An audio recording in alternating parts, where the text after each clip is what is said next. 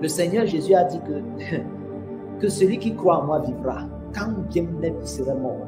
Ça veut dire que tu n'as pas besoin de mourir pour expérimenter la résurrection. Même avant la mort, tu commences à expérimenter le pouvoir de la résurrection. Dans tes affaires, le pouvoir de la résurrection. Dans ton corps, le pouvoir de la résurrection. Dans tous les domaines de ta vie. J'appelle ce pouvoir maintenant à la manifestation. Au nom de Jésus-Christ de Nazareth. Ressuscite au nom de Jésus. Je dis quoi? Ressuscite au nom de Jésus. Tout ce qui était mort, inerte dans ta vie, tout ce qui était devenu informe, prend une forme maintenant. Tout ce qui était mort reprend vie maintenant. Au nom de Jésus-Christ. L'ennemi veut qu'on périsse. Mais Dieu ne veut pas qu'on périsse. Il a envoyé son Fils unique afin que quiconque croit en lui ne périsse pas. Périr veut dire quoi? Mourir à petit feu. Tu meurs à petit feu. Donc il y a beaucoup de choses qui sont déjà mortes. L'ennemi, il vient, il dévore petit à petit, avant de te rendre compte que tu es complètement détruit. Mais je commande au nom de Jésus qu'aujourd'hui, tout ce qui était mort reprenne vie au nom de Jésus, par le pouvoir de la résurrection en Jésus-Christ notre Seigneur. Vous avez besoin d'une alliance pour être des fils. Les fils ont une alliance avec Dieu. Ou les fils sont ceux qui sont sous une alliance. Si tu n'es pas un fils, tu n'es pas sous une alliance. L'héritage, ce n'est pas pour les enfants. Tant qu'on est un enfant, l'héritage appartient au tuteur. Mais lorsque nous devenons fils, l'héritage, nous commençons à en jouir de cet héritage pleinement. Cherchez à être des fils et cherchez à être des filles. En d'autres termes, cherchez à avoir une alliance avec votre Dieu. Cherchez à être sous une alliance. Alléluia. Devenez des fils et des filles. Ne soyez pas des chrétiens qui sont simplement là lorsqu'ils ont besoin de guérison, lorsqu'ils ont besoin de voyage, lorsqu'ils ont besoin de mariage. Ces choses sont bonnes parce que ça contribue à votre épanouissement. Et Dieu aimerait que vous soyez épanouis. Mais ces choses, ce sont des choses que les enfants recherchent. Ne restez pas des enfants. Devenez des fils et des filles. Commencez à jouir de l'héritage de votre Père. En dépit, bien en dehors, je veux dire, du mariage, en dehors de la bénédiction financière, en dehors de toutes ces bénédictions, il y a une autre extase dans l'héritage de notre Dieu. La connaissance est une extase. Lorsque tu connais ton Dieu, tu entres dans une profondeur que même les hommes ne peuvent pas expliquer. Lorsque tu entres dans la révélation, il y a une joie, une vie dans la révélation que personne ne peut te donner, qu'aucun mariage sur la terre ne peut te donner. Je te le dis en vérité, qu'aucun homme ne peut te donner. Cette joie est une joie unique qui vient du royaume. C'est l'émanation même du royaume des cieux sur la terre. Tu as besoin de connaître ton Dieu.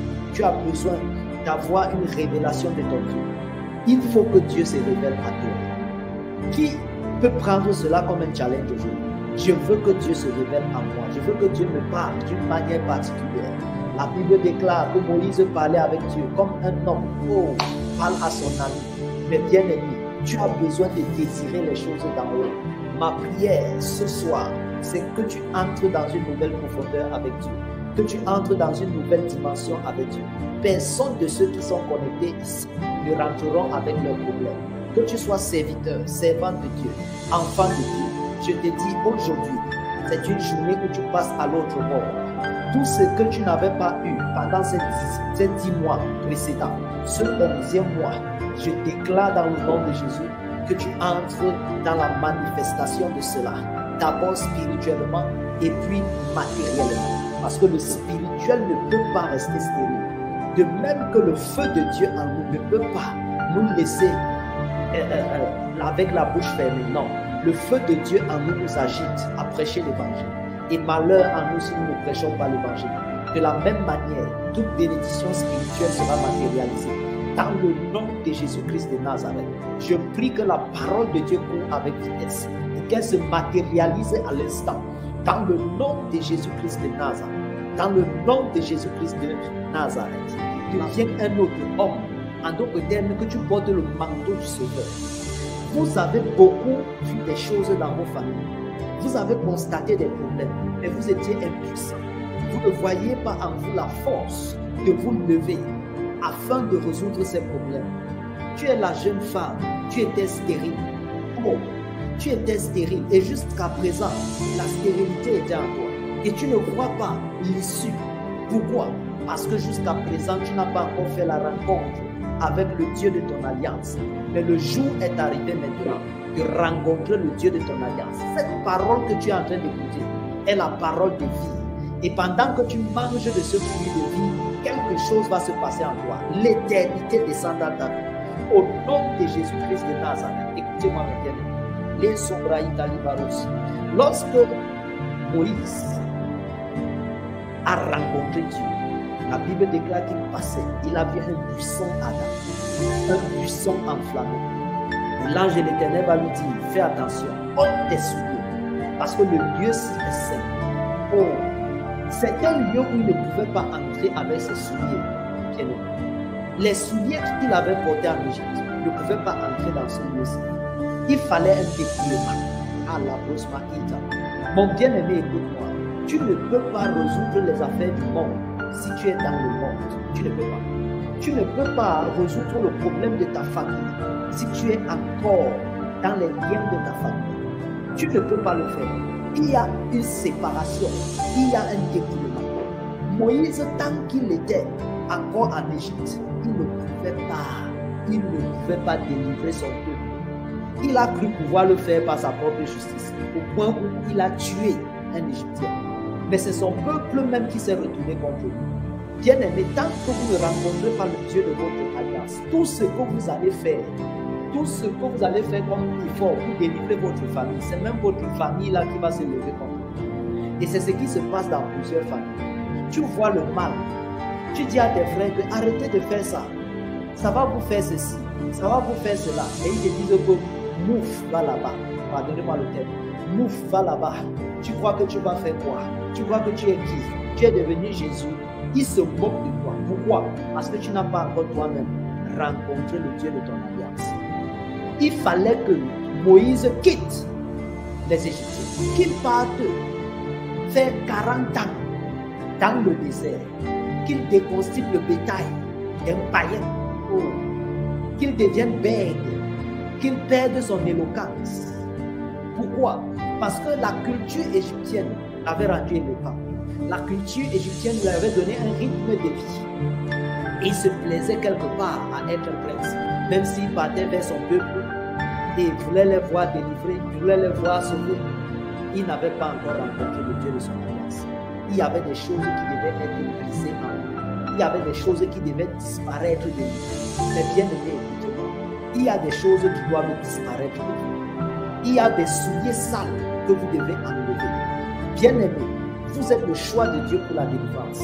Peut-être que vous ne le savez pas, mais je vais te prouver que tu es le choix de Dieu pour la délivrance. Première chose, tu es ici en train de m'écouter. Alors que d'autres sont en train de dormir. D'autres sont en train de programmer la boîte de nuit. D'autres sont en train de faire des choses, de regarder le football. Mais toi, tu es là. Toi, tu es là. Pourquoi? Parce que tu es le choix de Dieu pour la délivrance de ta famille et de ta génération.